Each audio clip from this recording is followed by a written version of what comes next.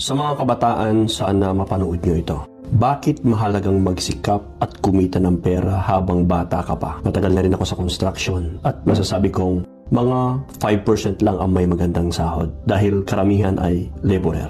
Noong kabataan natin, alam na natin na mahalaga ang pera dahil nabibili na natin yung mga gusto natin pero hindi natin pinaghihirapan dahil galing ito sa ating mga magulang. Walang pressure, di ba? Enjoy lang kasi bata pa naman. Mahilig tayo sa panandaliang kasiyahan. Pero mabilis ang panahon.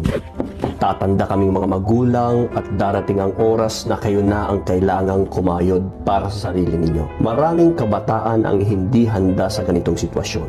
Doon pa lang nila marirealize na ang pera ay nagbibigay ng kalayaan at oportunidad. Ito ang susi upang makamit ang ating mga pangarap at makapagbigay ng mas magandang buhay sa ating magiging pamilya. Ngunit paano kung dumating ang oras na iyon at wala kang panlaban? Mahina ka dahil nasanay ka sa suporta ng magulang, wala kang natapos at nahihiyang magtrabaho. Maswerte ka kung may oras at pagkakataon pang magbago, kung may pera pa ang mga magulang mo. Pero paano kung wala na? Tandaan niyo ito, kung wala kang pera, kailangan mong tiisin ang trabahong ayaw mo para lang makaraos.